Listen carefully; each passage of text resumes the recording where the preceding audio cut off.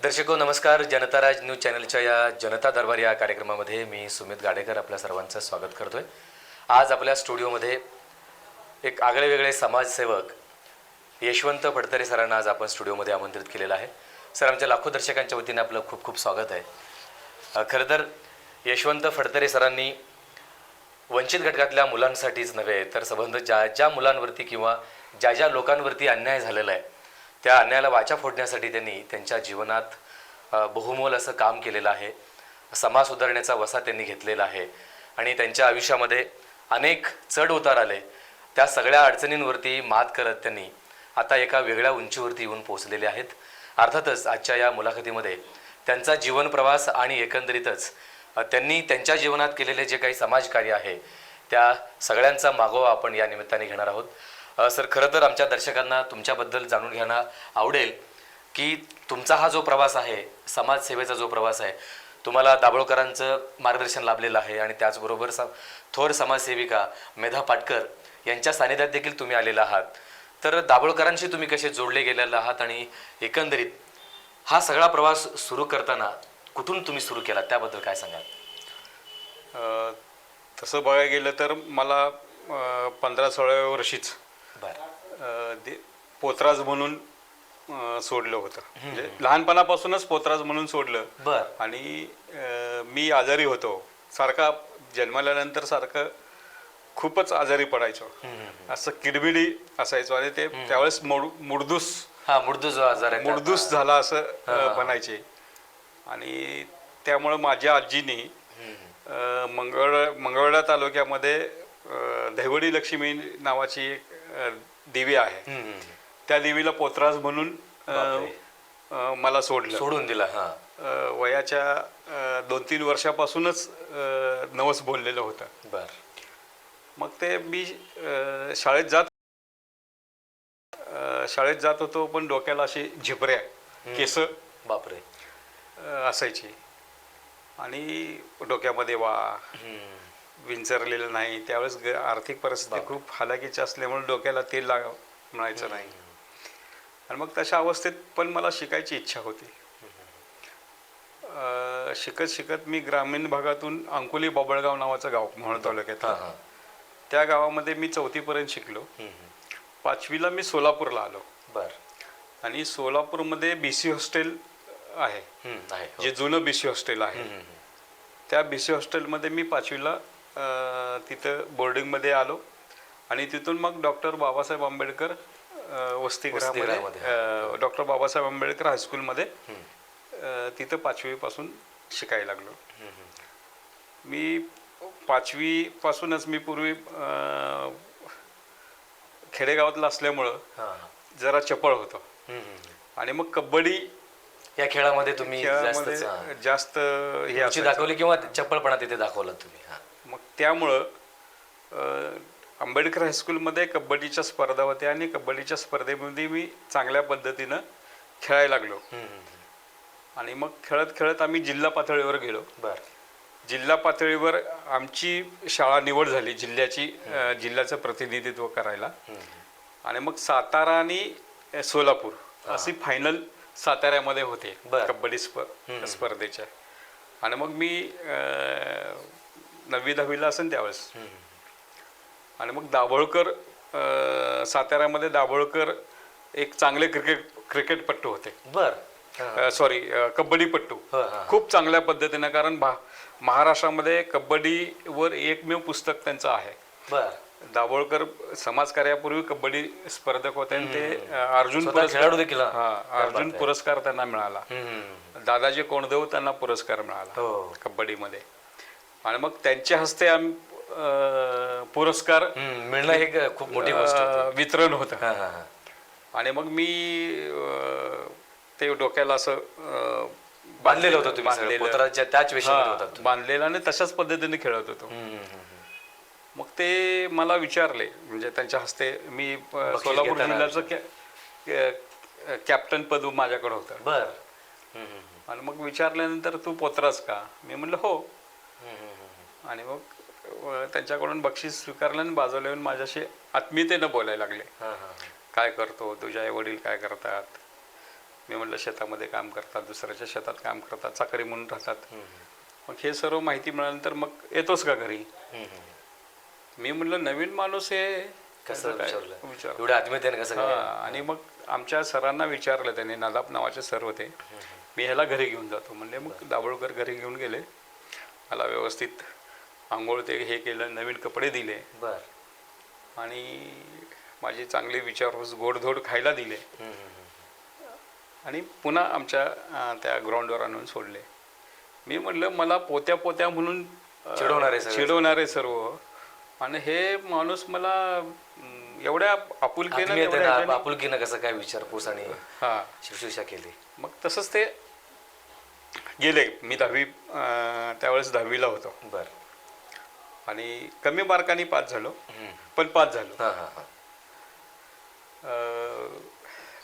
माझं 17व्या वर्षी पट बसवणं हा कार्यक्रम असतो.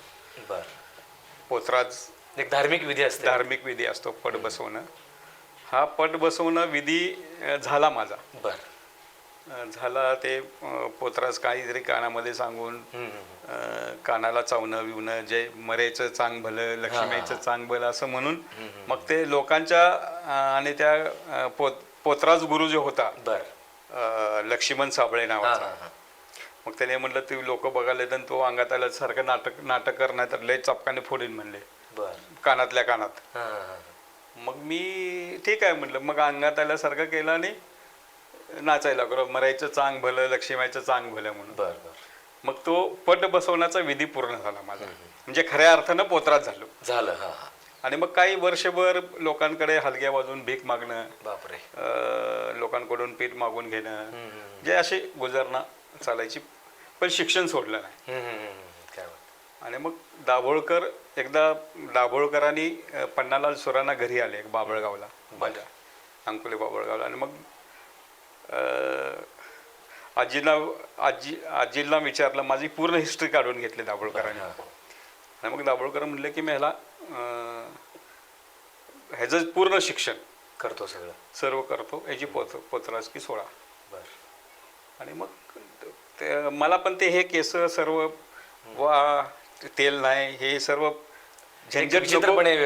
वागणूक. आणि त्यावेळेस मला पिक्चर बघायची सवय, चोरून त्यातून परत आपण आपलं असलं सगळं दिसणं, त्यामुळे एक न्यूनगंड मनामध्ये होता. आणि मग दाभोळकरांनी साताऱ्याला मला घेऊन गेले. मग त्यावेळेस ND पाटील, निळू फुले, सदाशिव अमरापूरकर आणि श्रीराम लागू यांच्या उपस्थितीमध्ये व्यवस्थेचा निषेध म्हणून मी केस कापली. क्या बात आहे. आणि मग त्यावेळेस पासून खऱ्या अर्थानं माणसामध्ये आलो.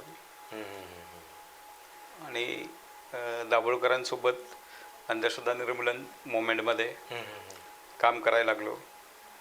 आणि मग मी BA झाल्यानंतर MSW केलं, MA केलं. आणि मग MSW झाल्यानंतर मी आता काय काम करायचं असं हे केल्यानंतर मग दाभोळकरांनी मेधापाटकरांनी सांगितलं की हा कार्यकर्ता आहे, या कार्यकर्त्याला तुझ्यासोबत काम करायचं आहे आणि याला घेऊन जा. मग मी दाभोळकरांनी सांगितल्यामुळे मेधापाटकरांसोबत 98-90 ला सोबत गेलो. आणि मग तिथं महाराष्ट्र, मध्य प्रदेश, गुजरात त्यावेळेस नर्मदा बचाव आंदोलनामध्ये काम करायला लागलो. जवळजवळ 11 वर्ष काम केलं मी त्या पट्ट्यामध्ये. आणि मग कसलीही म्हणजे मानधनाची पैशाची अपेक्षा न करता मी काम करायला लागलो. काम करत असताना लग्न झालं. एक लग्नाची तुमची गोष्टच वेगळी आहे, ते पण आपण ऐकणार. लग्न झालं आणि मग लग्न कसं करायचं, तर मी माझ्या वडिलांना विचारलं की मी लग्नात किती खर्च करणार. मग त्यांनी म्हणले की हे सर्व केल्यानंतर 50,000-1,000 रुपये खर्च करेन. मग आमच्या सासऱ्यांना विचारलं तुम्ही किती खर्च करणार. त्यांनी म्हणले की 25. मी म्हणलं अजून 25 करा. पण 1,00,000 रुपये जमा झाले. आणि त्यावेळेस मी बँकेमध्ये टाकले. दोघं कोणी नाही. म्हणजे लग्नासाठी खर्च नाही केलं ते. हा. हा. आणि मग रजिस्टर्ड लग्न केलं आम्ही. बर. आणि रजिस्टर्ड लग्न केलं आणि अमावस्याच्या दिवशी. आणि मग अक्षता टाकून घ्यायचा आहे. बर. मग म्हणजे पूर्ण व्यवस्थेच्या विरोधातच गेलात तुम्ही. हा. मग अमावस्याच्या दिवशी रजिस्टर्ड लग्न केलं आणि अक्षता टाकून घ्यायचं म्हणलं की आम्ही मोदी स्मशानभूमीमध्ये. बर. मग दाभोळकर होते आणि निळू फुले होते त्यावेळेस. तुमच्या त्या म्हणजे त्या जे काय सोहळा होणार त्या. निळू फुलेंचं लग्नाची बेडी नावाचं एक नाटक होतं. अरे बापरे. मग त्या नाटकाला आले होते. हा हा हा. आणि मग बरोबर 12 वाजता आले आणि बौद्ध पद्धतीनं स्मशानभूमीमध्ये आम्ही लग्न केलं. म्हणजे अक्षता टाकून घेतलं. आणि हे म्हणजे एक वेगळं अशा पद्धतीनं.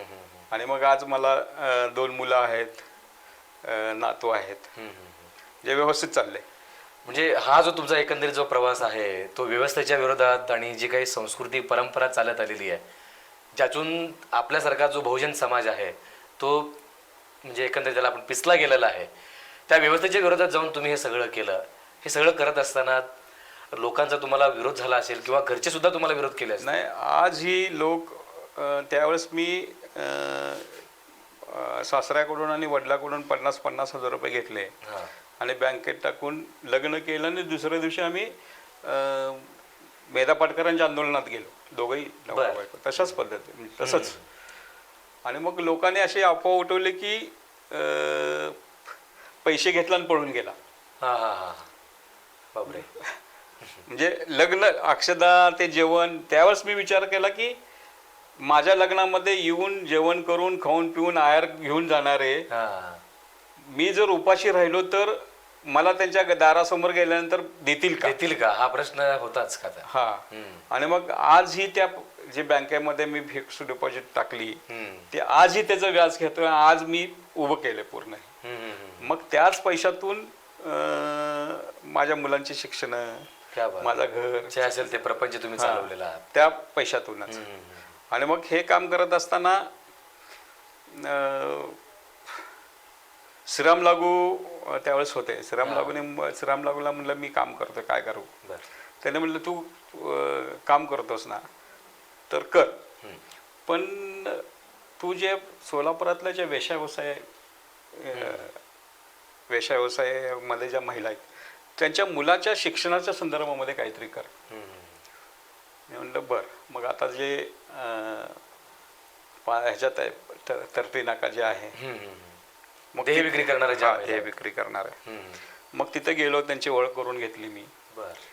ओळख करून घेतली आणि काम करा म्हणजे त्यांना त्यांच्या मुलांना शिकवायला लागलो, त्या स्त्रियांच्या मुलांना. हा. मग सकाळी 10 वाजता मी जाणार. आणि मग दुपारी 2-3 वाजेपर्यंत त्या मुलांना शिकवणार म्हणजे काय. आणि मग त्यावेळेस श्रीराम लागू मला त्यावेळेस 1000 रुपये द्यायचे शिक्षणाची अशी व्यवस्था शिकवायला. आणि मग त्यातून एक सायकल घेतली. त्यांच्याकडून ते द्यायचे तुम्हाला. हा, ते स्वतः द्यायचे. आणि निळू फुले 500 रुपये द्यायचे आणि दाभोळकर 500 रुपये द्यायचे. मग त्यातच घर चालवायचं मी, त्यातच मग हे सर्व शैक्षणिक हे करायचं. आणि मग किस्सा असा झाला की गावातले लोक असतात, मी दररोज येणार, सायकल लावणार आणि त्या सेक्स वर्क करणाऱ्या तिथं जाऊन शिकवणार. मग गावातला एक माणूस आमच्या वडिलाला म्हणलं, माझे वडील अभिमानाने सांगायचे ना माझा मुलगा सोलापुरामध्ये शिक्षण घेतोय, सोलापुरात सामाजिक काम करतोय. मग वडिलांना सांगितलं तुझा मुलगा कुठं शिक्षण घेतोय आणि सामाजिक काम करतोय, ते त्या घरामध्ये दररोज जाते, तिकडे जातोय. घरात जातोय म्हणल्यानंतर वडील चिडले आणि घरासमोरच त्या वस्तीसमोरच सायकल लावून आत गेलेलं. वडील माझ्या पूर्ण पोरांना शिकवून घेईपर्यंत म्हणजे शिकवेपर्यंत वडील बाहेर थांबले आणि आल्याला 2 कानाखाली वाजवले. मी तुला शिकायला आणि सामाजिक काम करायला तुला मी सोलापूरला पाठवलंय का तू इथं झक मारायला. त्यांना माहीतच नाही केंद्र, त्यामुळे. आणि मग मला त्या घरापासून ते स्टँड पर्यंत मारत नेले. बापरे. मग एसटीत बसल्यावर पण मारले, एसटीतून त्या माझ्या गावात आल्यानंतर पण मारले. मग हे एका टाइम्स ऑफ इंडिया आणि इंडियन एक्सप्रेसच्या पत्रकारांनी फोटो काढले होते महाराज असताना आणि माझी पूर्ण माहिती घेतली त्यांनी. आणि मग तो लेख त्यांनी टाइम्स ऑफ इंडिया आणि इंडियन एक्सप्रेसमध्ये काय काय हेडलाईन दिली होती काय की सामाजिक कार्यकर्त्याच्या वडिलांचा गैरसमजुतीनं मुलांना मारहाण. पण हा सामाजिक म्हणजे एक पूर्ण एकंदरीत हिस्ट्री सांगितलेली. मग ते टाइम्स ऑफ इंडियाला आल्यानंतर टाइम्स ऑफ इंडियानी ती बातमी खूप मोठ्या पद्धतीने लेख लिहिली, उचलली. आणि मग अमेरिकेपर्यंत तो बापरे गेला. आणि मग अमेरिकेचा 5 फाउंडेशनचा पुरस्कार मला मिळाला. क्या बात आहे. 10 लाखाचा. मग 10 लाखाचा पुरस्कार त्यावेळेस मिळाला. कोणत्या साली हे सगळं? हे 90-92च्या दरम्यान. मग त्यावेळेस ही रक्कम फार मोठी होती. मग मी म्हटलं हे 10 लाख रुपये घेऊन मी करणार काय करणार आता? मला 10 रुपये लवकर मिळत नाहीत. हवा भरायला पैसे मिळायचे नाहीत, पंक्चर काढायला पैसे मिळायचे नाहीत. हे 10 लाख रुपये. मग दाभोळकरांनी सांगितलं की तू जे काम करतोय त्या कामामध्ये थोडंसं प्रगती कर. आणि मग मी ठरवलं की ज्या सोलापुरामध्ये देवदाशी आहेत, वेश्या आहेत, वाघ्या मुरळी आहेत, परितक्ता आहेत, रस्त्यावर भीक मागणारे महिला आहेत, यांचं पुनर्वसन आपण करू शकत नाही. पण यांच्या मुलांचं आपण पुनर्वसन करू शकतो, त्यांच्या शिक्षणाच्या प्रवाहामध्ये आपण आणू शकतो त्यांना. आणि म्हणून मग त्यांच्यासाठी 2003ला विशेष वंचितांची शाळा म्हणून मी शाळा सुरू केली. स्वतःचं काहीतरी उभं करावं. आणि मग देवदाशी असतील, वेश्या असतील, पारावरची जी मुलं आपण जी भटक्या जमातीतील आहेत आणि हे जे आहे पारधी समाजाचे असतील, अशा मुलांना मग शिक्षणाच्या प्रवाहामध्ये आणलं. आणि आज ही अनुदान नाही, पूर्वी पण नव्हतं. सर्व लोकांनी. कुठे कुठे शाळा उभी केली? इथं डोणगाव, सोलापूर पासून 12-13 किलोमीटर वर आहे. डोणगाव नावाची केंद्रीय निवासी विद्यालय ती शाळा आहे. आणि मग अनुदान नाही, परंतु या मुलांना चांगलं काम करणाऱ्याला खूप मदत करतात. मदत समाजात आहेत तशी लोक. आज 20 वर्ष झाले मला लोक मदत करतात. धान्य देतात, मुलांना कपडे देतात, वह्या पुस्तकं देतात, जे असेल ते देतात. चांगल्या कामाला सहकार्य करतात, त्यांच्या पद्धतीने ते करतात. आज माझी मिसेस उच्च शिक्षित आहे, परंतु स्वयंपाक करणाऱ्या बाईला पगार देणं होत नाही म्हणून माझी बायको उच्च शिक्षित असून सुद्धा 120 मुलांचा स्वयंपाक करते. मुलांना खाऊ पिऊ घालते, मुलांना आईचं प्रेम देते. म्हणजे तिच्या सहकार्यानंच आज मी शाळा उभी केली. खूप चांगल्या पद्धतीनं आज माझ्या शाळेतले विद्यार्थी डॉक्टर आहेत, इंजिनियर आहेत, मोठ्या पोस्टला आहेत, पुन्हा मुंबईमध्ये शिकतायत. एक किस्सा असा आहे, मंत्रालयामध्ये मी मंत्रालयात जात होतो, पण मला सोडत नव्हते त्यावेळेस कोरोनाच्या ह्याच्यामध्ये. मग मी असं थांबलो, माझ्याकडे ते काही कागदपत्र नव्हती, मंत्र्याचं काय कुठल्या आमदाराचं पत्र नव्हतं, शिफारस नव्हती. मग बाहेर थांबल्यानंतर एक लेडीज पोलीस अधिकारी आली आणि माझ्या पाया पडली, जे असं एकदम खाली. मी घाबरलो. एक पोलीस अधिकारी आणि हे माझ्या अचानक कसं काय पाया पडलं? आणि असं मला बाबा म्हणतात सर्वजण. शाळेतले विद्यार्थी बाबा म्हणून असं मिटिंग. मला काहीच हे झालं ना, म्हणजे काय हे मंत्रालयासमोर हे असं. आणि मग गळ्यात पडून रडली ती. मग सांगितले की मी त्रिशिली काळी आहे, म्हणजे पारधी समाजल्या मुलीला तिचं नाव त्रिशिली, आम्ही त्रिशरण म्हणून तिला हाक मारायचो. आणि मग ती पारधी समाजातली मुलगी मंत्रालयासारख्या ठिकाणी पाया पडते आणि मिठी भरते. आणि माझे बाबा सर्वांना सांगते की माझे बाबा आहेत, माझे वडील आहेत. ह्याच्यासारखं सुख अभिमानास्पद गोष्ट कुठलीच नाही. आणि मग ती स्वतः मला वडिलाप्रमाणे, आजही मला वडिलाप्रमाणे मानते, कमी जास्तीला पाहते. ज्या अशा अनेक मुलं आहेत जी शोषित वंचित मुलं आहेत त्या मुलांना शिक्षणाच्या प्रवाहामध्ये आणलंय. हा. खूपच मोठं काम तुम्ही तुमच्यामध्ये. आणि काय नाही, मला बऱ्याच नोकऱ्या लागल्या होत्या. बर. त्या नोकऱ्या काय पोटच भरतो आपण पगार घेऊन. हो. पण सामाजिक काम करून आपण उभं राहू त्यातून म्हणून हे केलंय. तुम्ही वंचित मुलांसाठी शिक्षण व्यवस्था उभी केली. त्यानंतर अनिसामध्ये तुम्ही काम करत होतात. मी अनिसचा तसा संस्थापक सदस्य आहे. बर, क्या बात आहे. हा. दाभोळकरांसोबत दाभोळकरांचा मी पहिला कार्यकर्ता महाराष्ट्रातला. श्याममानवांच्या संघटनेमध्ये आम्ही होतो.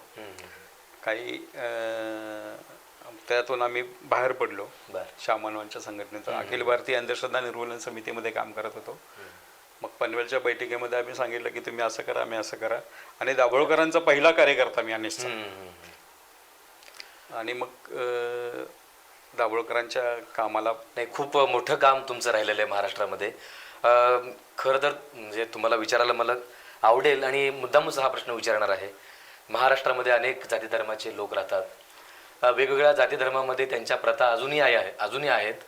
आणि आत्ता तुम्ही म्हणतात की पोतराज असेल, देवदासी महिला असतील, यांचे अजून हे प्रश्न सुटलेले नाही आहेत. याला कोण जबाबदार आहे असं तुम्हाला वाटतं? कसं आहे की ही प्रथा खरं तर बळीराजापासून आली. बळीराजाचा भाऊ हा पोतराजा. बर. आणि आपण जे म्हणतोय खंडोबा, बिरोबा, म्हसोबा, हे बळीराजांचे मंत्रिमंडळातले लोक. बर. हे वसुली करायचे, खंड वसूल करायचे. म्हणजे आपण आता ही आख्यायिका आहे की हे इतिहासच आहे? इतिहासच आहे. बर. आणि मग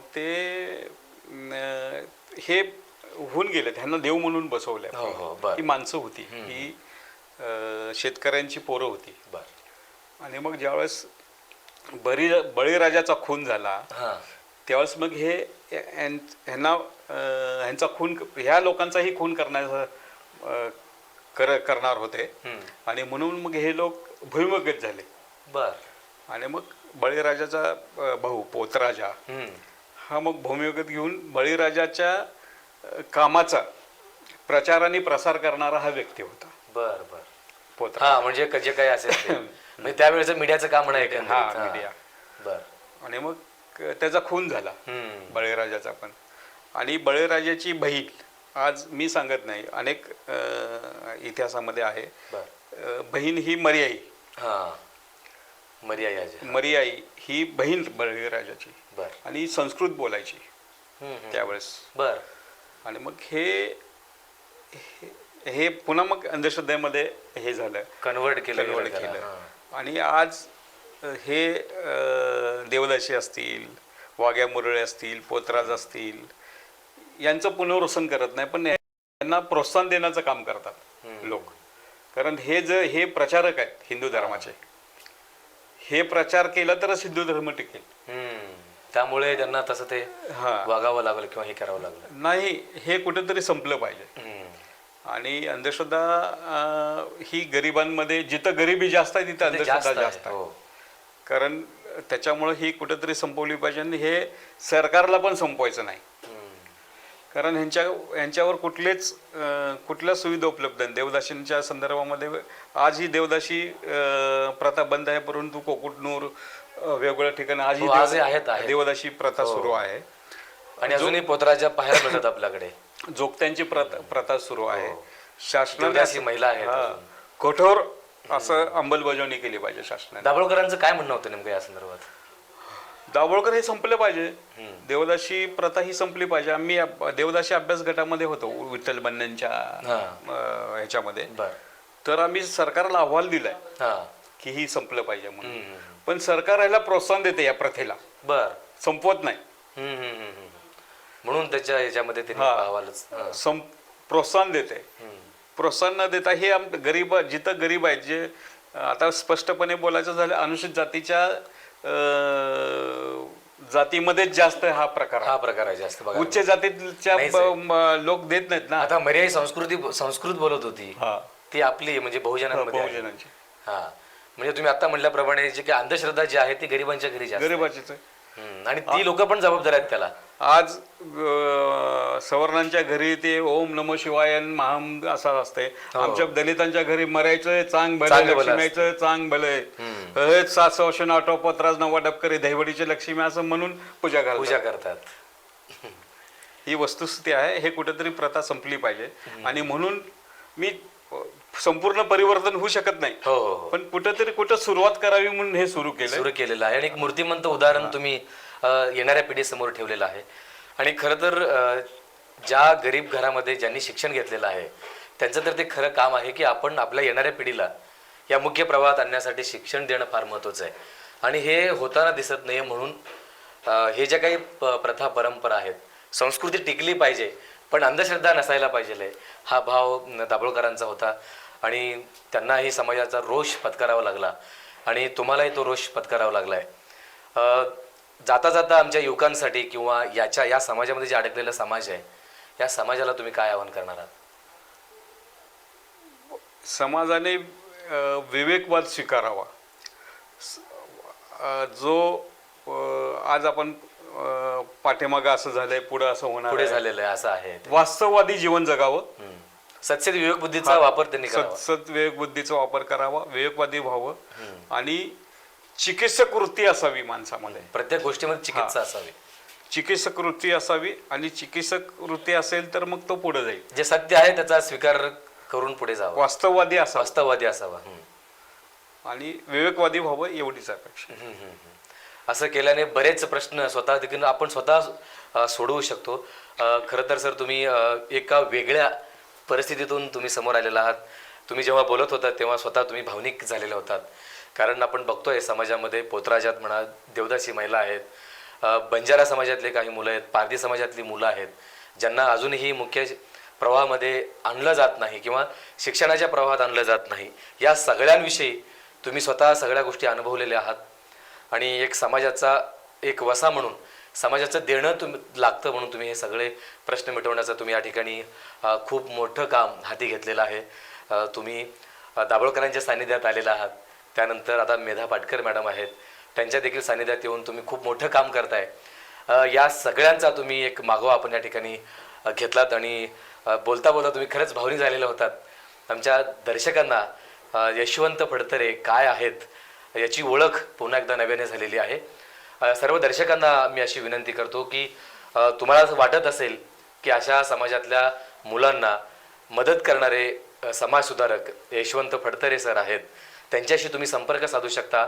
आजही जिल्ह्यामध्ये अशा अनेक समस्या आहेत त्या लोकांसंदर्भात, त्या तुम्ही अशी जी मुलं आहेत त्या मुलांना तुम्ही यांच्या सानिध्यात संपर्कात आणू शकता असं आवाहन मी या निमित्ताने जनताराज न्यूज चॅनलच्या वतीने करतो. सर आपण आलात आणि वेळात वेळ काढून आमच्याशी आणि आमच्या लाखो दर्शकांशी तुम्ही हितगुज केलेले आहात, संवाद साधलेला आहात, त्याबद्दल मी आमच्या दर्शकांच्या वतीने खूप खूप आभार व्यक्त करतो. आणि तुमच्या पुढच्या वाटचालीसाठी जनताराज न्यूज चॅनलच्या वतीने आणि लाखो दर्शकांच्या वतीने खूप अशाच नवनवीन अपडेटसाठी जनता राज्य न्यूज चॅनलला सबस्क्राईब करा, लाईक करा आणि शेअर करायला विसरू नका.